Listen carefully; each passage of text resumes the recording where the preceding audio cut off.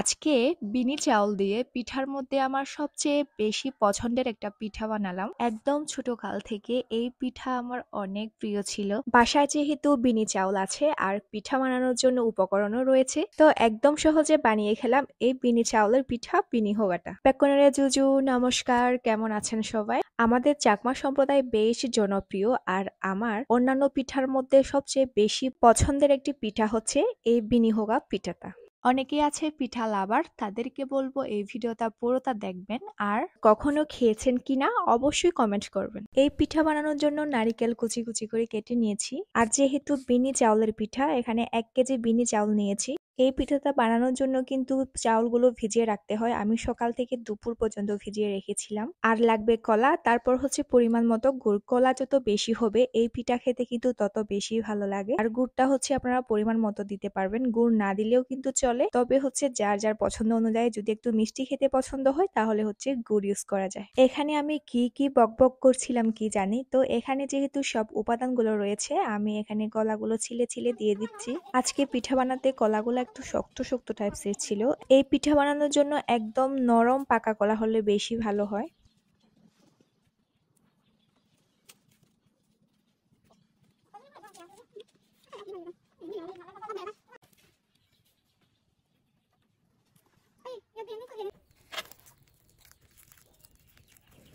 কলাগুলো দেওয়ার পরে কলাগুলোর সাথে চাউলগুলো মিক্স করে নিচ্ছি। আর এই পিঠা বানানোর জন্য সবচেয়ে বেশি যেটা কষ্ট সেটা হচ্ছে এই যে কলাগুলোর সাথে চাউলগুলো মিক্স করা। কলাগুলোর সাথে চাউলগুলো হালকা মিক্স করার পরে আমার কেন জানি মনে হচ্ছিল এই নারিকেলের কুচিগুলোর সাথে মিক্স করলে ভালো করে হচ্ছে কলা, নারিকেল, তারপর চাউলগুলো ভালো করে মিক্স হয়ে যাবে। তো সে কারণে আমার মন মতো করে কলা, নারিকেল, চাউলগুলো মিক্স করে নিচ্ছি একসাথে। কলাগুলোর সাথে চাউলগুলো যত ভালো করে মিক্স করা যাবে তত হচ্ছে পিঠাটা খেতে ভালো লাগে। তাই এই পিঠা বানাতে সবচেয়ে যেটা বেশি প্রয়োজন সেটা হচ্ছে এই কলাগুলোর সাথে চাউলগুলো ভালো করে মিক্স করে নেওয়া।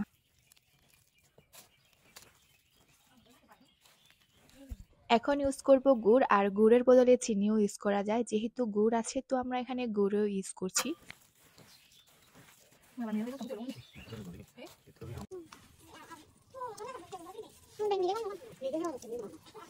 আমাদের সব উপাদানগুলো মিক্স করা শেষ। এখন পিঠাগুলা বানাবো আর তার জন্য কলা পাতা নিয়েছি। এই পিঠাগুলা বানাতে একদম সহজ। প্রথমে মা বানাচ্ছে আর আমি দেখছি।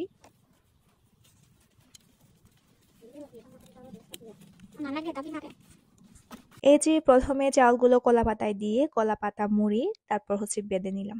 এখন বাসার সবাই মিলে পিঠা বানানো শুরু করে দিলাম, কারণ একজন পিঠা বানালে আজকে রাত হলেও পিঠা বানানো শেষ হবে না। আগের সময়ে পিঠা খাওয়া, পিঠা বানানো গুলো অনেক মিস করি, কারণ তখন হচ্ছে গ্রামে কারেন্ট ছিল না। তাই কয়েক ফ্যামিলি মিলে পিঠা বানানোর জন্য চাউল গুঁড়ি করতে যেত, তাও হচ্ছে ঢেকিতে। আর তখন মায়ের সাথে সাথে আমিও যেতাম, কিন্তু এখন তো প্রায় গ্রামেও কারেন্ট গেছে, তো সবাই হচ্ছে ব্লেন্ডারে ব্লেন্ড করে নেয়। এখন ঢেকিতে চাউল গুঁড়ি করে পিঠা বানানো দেখা যায় না বললেই চলে। তো কথা বলতে বলতে আমাদের পিঠাগুলো বানানো শেষ হয়ে গেল।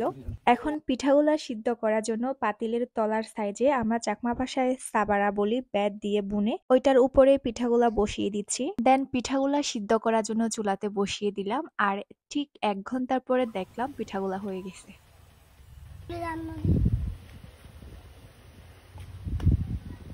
রোদ চলে যাওয়ার আগে কয়েকটা পিঠা উঠিয়ে নিয়ে রোদে বসে খাওয়ার জন্য চলে আসলাম। দেখেন এই পিঠা কিন্তু একদম ভাতের মতো হয়ে গেছে, তাই আমি এই পিঠার নাম দিয়েছি ভাত পিঠা। আর বিনি চাউল দিয়ে বানানো এই পিঠা আমার সবচেয়ে বেশি প্রিয় পিঠা। আপনাদের বাসায় যদি বিনি চাউল থাকে আপনারাও বানিয়ে খেয়ে দেখবেন। তাহলে আজকের ব্লগটা এখানে শেষ করি। আর ভিডিওটি ভালো লাগলে অবশ্যই শেয়ার করবেন। সাথে হচ্ছে কারা কারা এই পিঠা আগে খেয়েছেন অবশ্যই কমেন্ট করবেন। তো সবাই ভালো থাকবেন, দেখা হবে নতুন আরেকটি ভিডিও নিয়ে। আর আজকের জন্য টাটা, বাই বাই।